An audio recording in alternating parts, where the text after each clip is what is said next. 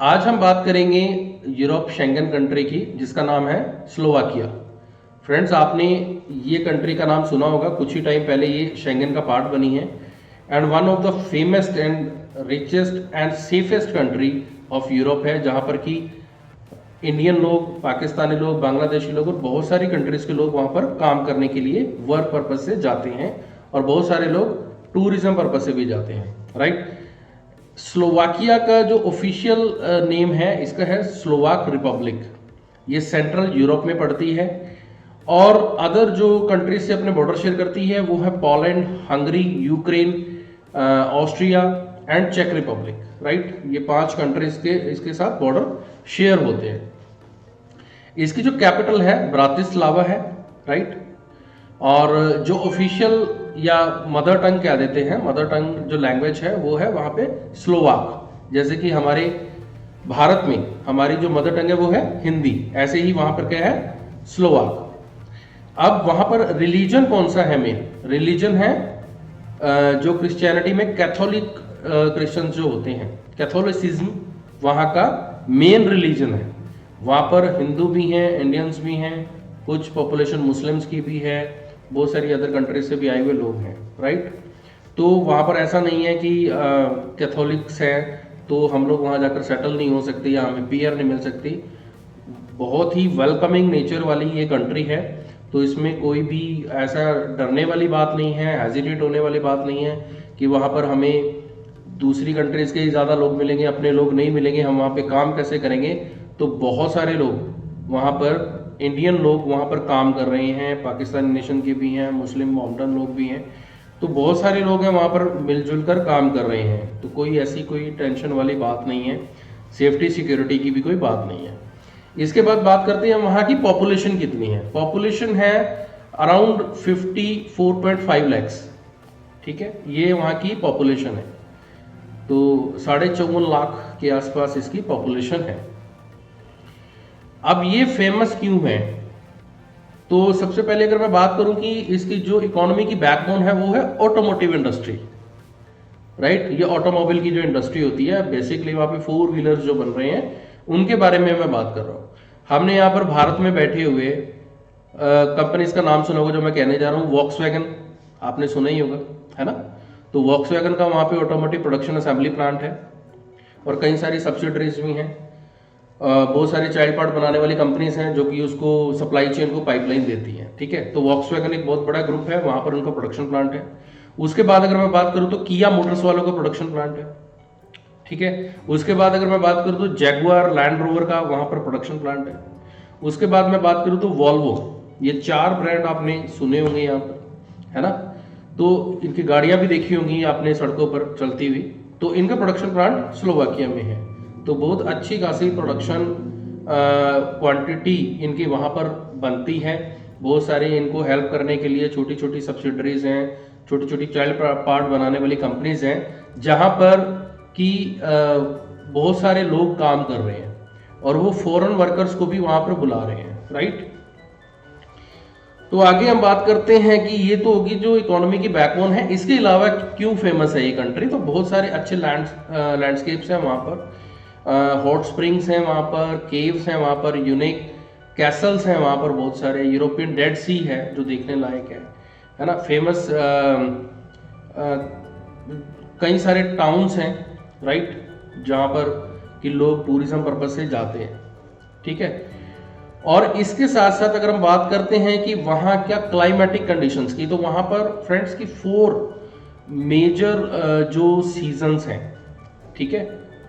तो वो कौन कौन से हैं? स्प्रिंग है, समर है, ऑटम है, विंटर है। स्प्रिंग मतलब जो बसंत ऋतु जिसे कह देते हैं, तो वो है वहाँ पर। उसके बाद गर्मियाँ हैं, समर है, ऑटम है जिसे हम पतझड़ कह देते हैं, और विंटर है जो सर्दी की ऋतु होती है। 4 बेसिक सीजन्स हैं वहाँ पर, राइट। बहुत सारे लोगों, जैसे मेरे से भी इंटरेक्शन होता है तो मैं उनको ऑप्शन बताता हूँ कि कौन कौन से हमारे पास है। तो स्लोवाकिया के ऑप्शन में लोग कहते हैं कि वहाँ सर बहुत ठंड पड़ेगी, हम तो रह नहीं पाएंगे, राइट। तो मैं वो भी थोड़ा सा क्लियर करता हूँ कि वहाँ पर मिनिमम एंड मैक्सिमम टेम्परेचर कितना रहता है। अगर मैं बात करूँ कि समर की, समर सीजन में एवरेज जो टेम्परेचर रहता है 21 डिग्री रहता है, और जो मैक्स टेम्परेचर होता है 30-35 के बीच में मैक्सिमम टेम्परेचर चला जाता है समर्स में। एंड विंटर्स में क्या जाता है, जो -2 to -5 एवरेज मतलब टेम्परेचर रहता है, जो ठंडी ज़्यादा कहते हैं, और जो मैक्सिमम टेम्परेचर चला जाता है माइनस में 15 डिग्री तक चला जाता है, यानी कि जब स्नोफॉल काफ़ी ज़्यादा हो रही होती है तो उस टाइम टेम्परेचर वहाँ चला जाता है। बट बहुत सारे लोग ये सोचते हैं कि हम इतनी सर्दी में कैसे काम करेंगे। तो फ्रेंड्स, अगर मैं कहना चाहता हूँ कि जैसे हम यूएसए जाते हैं, कनाडा जाते हैं, राइट, तो वहाँ पर कितनी ठंड है, वहाँ पर माइनस में टेम्परेचर कितना चला जाता है, ये भी आप इंटरनेट पे थोड़ा सर्च करो, अपने फ्रेंड सर्कल से पूछो, ये आपके लिए मैं काम छोड़ता हूँ, है ना। तो अगर मैं सर्दी की बात करूँ तो इतनी भी नहीं है वहाँ पर कि वहाँ पे काम नहीं कर सकते। दूसरी बात है कि अगर आप इन हाउस कोई प्रोडक्शन फैसिलिटी, असेंबली लाइन या किसी वेयर हाउस में आपकी जॉब लगती है अदर देन फील्ड वर्क, यानी कि आपकी इन हाउस जॉब लगती है, then you have to work under a roof, आपको एक छत के नीचे काम करना है, राइट। तो आपको कुछ एपरेंस भी दिए जाते हैं, तो उसमें कोई इशू नहीं होता कि काम करना है, ठीक है। तो आप ये दिमाग से निकाल दो कि स्लोवाक कंट्री में जाएंगे तो हमें बहुत ज़्यादा ठंड लगेगी या कुछ ऐसा होगा। वहाँ पर 4 तरह की ऋतुएं हैं, 4 तरह के सीजन्स हैं, वो भी मैंने आपको बता दिए हैं, जो कि आराम से रह सकते हैं हम वहाँ पे, कोई इशू नहीं है। बहुत अच्छी वहाँ पर वनस्पति भी है, देखने लायक साइट्स भी हैं, और वहाँ का रहने का माहौल, वहाँ का पीसफुल एनवायरनमेंट, वेलकमिंग नेचर, ठीक है, वो बहुत ही अच्छा है। वहाँ पर आराम से रहकर आप काम कर सकते हो, राइट। इसके बाद अगर मैं बात करूं कि पॉपुलर स्पोर्ट्स क्या है वहाँ के, फुटबॉल है, टेनिस है, आइस हॉकी है, नॉर्मल हॉकी है, तो ये सारे वहाँ के फेमस स्पोर्ट्स हैं, ठीक है। ये तो थोड़ा एक मैंने ब्रीफ बताया कि कंट्री के बारे में, थोड़ा सा जिस भी कंट्री में आप प्रोस्पेक्ट कर रहे हैं कि हम वहाँ पर जाकर काम करें, सेटल हों आफ्टर 5 ईयर्स, ठीक है, रेड पासपोर्ट बने, वहाँ के PR मिले, है ना, तो उसके बारे में थोड़ा सा ओवरव्यू जानना बहुत ज़रूरी है। ये मैंने थोड़ा सा इस वीडियो में बता दिया, बाकी आप खुद सर्च करें, गूगल करें, यूट्यूब पे वीडियोस देखें, वहाँ पे क्या है क्या नहीं है, तो ये थोड़ा सा आप भी काम करें। अब मैं बात करता हूँ कि वहाँ पर वर्क कंडीशंस की या वर्क परमिट्स की या वर्क अवेलेबिलिटी जो हमारे पास है, ठीक है। हमारे पास जो स्लोवाकिया की जॉब्स है वो वेयर हाउस में है, असेंबली लाइन्स में है, ठीक है, वेल्डिंग की जॉब्स हैं, फोक लिफ्टर की जॉब है, लेकिन उसके लिए तो एक्सपीरियंस चाहिए।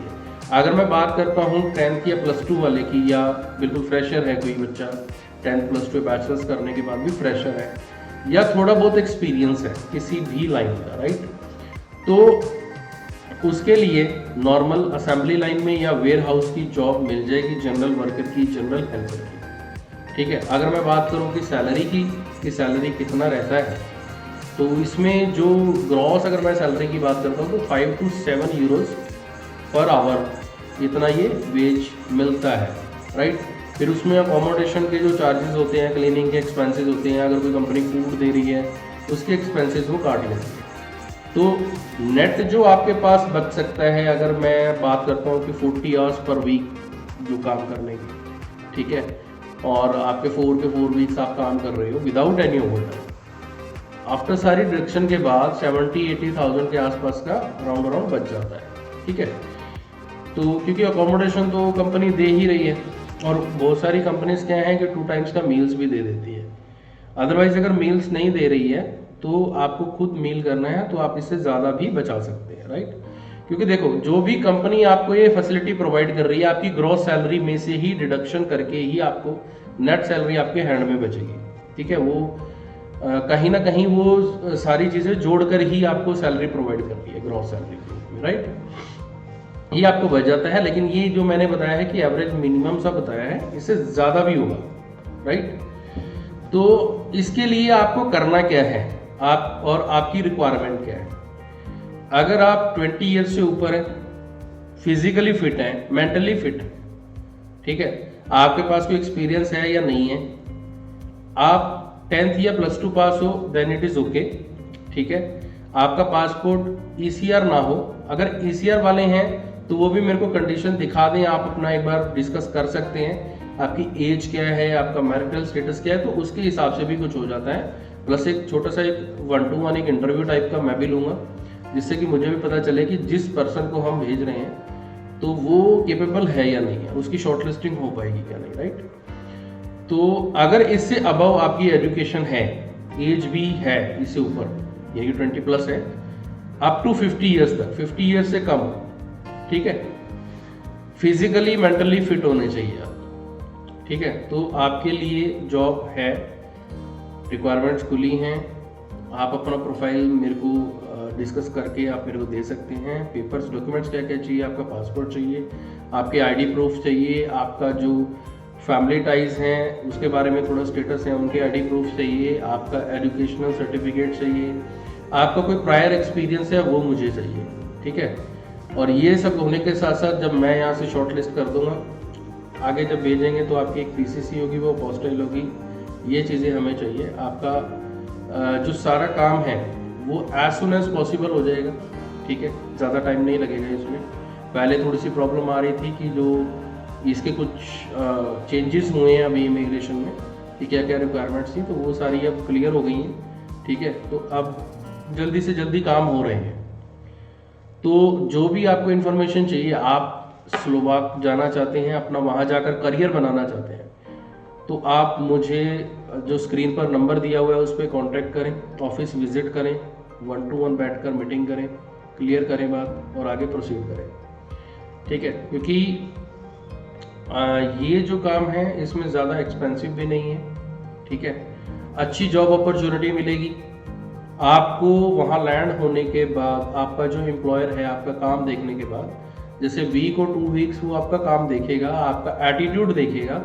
नॉर्मली कई बार क्या होता है कि पर्सन का ना, यहाँ पे जो एक्सपीरियंस होते हैं, एक्सपीरियंस पर्सन्स हैं, उनका एक माइंडसेट बना होता है कि यस हमें इतना काम आता है, बट यहाँ का जो वर्किंग कल्चर स्टैंडर्ड्स हैं और जो European working culture and standards हैं वो टोटली डिफरेंट है। तो वहाँ जाकर अगर हम उस एटीट्यूड से काम करेंगे, एम्प्लॉयर को वो डाइजेस्ट नहीं हो पाया, तो उस केस में आपको जितना वो मिनिमम सैलरी है वो वाली ही प्रोवाइड करेगा। आपको अपॉर्चुनिटी अगर ज़्यादा चाहिए, ज़्यादा अच्छी अपॉर्चुनिटी चाहिए, जल्दी से आप अपग्रेड करना चाहते हो अपने करियर को, अच्छी पोजीशन पे काम करना चाहते हो, लाइक एंड सुपरवाइजर काम करना चाहते हो, तो उस केस के लिए आपको अपने जो गट्स हैं, एटिक्यूट्स के साथ वहाँ शो कीजिए। जो फर्स्ट 7 to 15 डेज का काम वो आपको जजमेंट लगाएंगे, ठीक है, उसमें आप बहुत अच्छे प्रोफेशनलिज्म से काम करके दिखाइए, आपको अच्छी अपॉर्चुनिटी देंगे, आपको अच्छे डेजिग्नेशन पर रखेंगे, सैलरी भी ज़्यादा देंगे वो आपको, राइट। और आपके लिए वो 2 साल तक की टीआरसी का भी डायरेक्ट वो अप्लाई करवा देंगे, ठीक है। तो आपका टीआरसी कार्ड बन जाएगा, उसी एम्प्लॉयर से आप वहाँ पर काम कर सकते हैं। ओवर टाइम वगैरह भी लगने के बहुत अच्छे चांसेस होते हैं। अकोमोडेशन वो कंपनी प्रोवाइड कर ही रही है, ठीक है। तो आप अपने घर में अच्छा पैसा कमा के भी भेज सकते हैं, अपनी फैमिली का भी ध्यान रख सकते हैं और अपना करियर भी बना सकते हैं। 5 years डाउन द लेग्स अगर आप वहाँ पर टिक कर काम करते हैं, टीआरसी कार्ड बनने के ऊपर काम करते हैं, टैक्स पे करते हैं, राइट, और कोई भी क्राइम नहीं करते वहाँ पर किसी भी तरह का, ठीक है। और साथ साथ ही वहाँ की जो लोकल लैंग्वेज है स्लोवाक, वो भी आप सीख लेते हैं, तो देन आपकी पीआर के लिए एलिजिबिलिटी मिल जाती है। आफ्टर 5 years आप पीआर के एलिजिबल होने के बाद आप अपनी फाइल लगा लेते हैं पीआर वाली। तो आप फ्रेंड्स आफ्टर 5 years आप पीआर हो सकते हो, वहाँ का रेड पासपोर्ट बन सकता है। और रेड पासपोर्ट की क्या वैल्यू है आपको पता ही है, आप किस किस कंट्री में जा सकते हो, ये मुझे बताने की जरूरत नहीं है। अगर नहीं भी पता, थोड़ा सा आप भी सर्च करें, ठीक है, मैं सारा कुछ इस वीडियो में नहीं बताऊंगा, आप भी थोड़ा सा सर्च करें कि आपको क्या क्या बेनिफिट्स मिलने वाले हैं। तो आप अगर स्लोवाक कंट्री जाना चाहते हैं, क्योंकि मैं ये इसलिए प्रपोज कर रहा हूँ, बहुत अच्छी अपॉर्चुनिटीज़ हैं, 2 साल तक की टीआरसी मिल जाएगी और आपका करियर अच्छा बन जाएगा ऑटोमोटिव इंडस्ट्री में। और खास करके जो ऑटोमोटिव इंडस्ट्री में यहाँ पर भी जो काम कर रहे हैं, चाहे किसी सर्विस सेंटर में है, ऑटोमोबाइल के सर्विस सेंटर्स में भी है, उनके लिए भी बहुत अच्छी अपॉर्चुनिटीज़ हैं। कोई प्रोडक्शन प्लांट में काम कर रहा है, कोई प्राइवेट सर्विस सेंटर्स में काम कर रहा है, किसी को कोई नॉलेज है, मैकेनिकल, ITI, पॉलिटेक्निक डिप्लोमा वाले हैं, डिग्री वाले हैं, तो उनके लिए बहुत अच्छी अपॉर्चुनिटी है अगर मैकेनिकल लाइन से कर रखी है तो। अगर नहीं भी कर रखी है तो उनका जनरल हेल्पर वगैरह का तो काम मिल ही जाएगा, वेयर हाउस वर्कर में काम मिल ही जाएगा। तो देर मत कीजिए, फ़ोन उठाइए, स्क्रीन पर दिए नंबर पर कॉल कीजिए, मुझसे अपॉइंटमेंट बुक कीजिए, अपने पेपर लेकर ऑफिस विजिट करें। Thank you.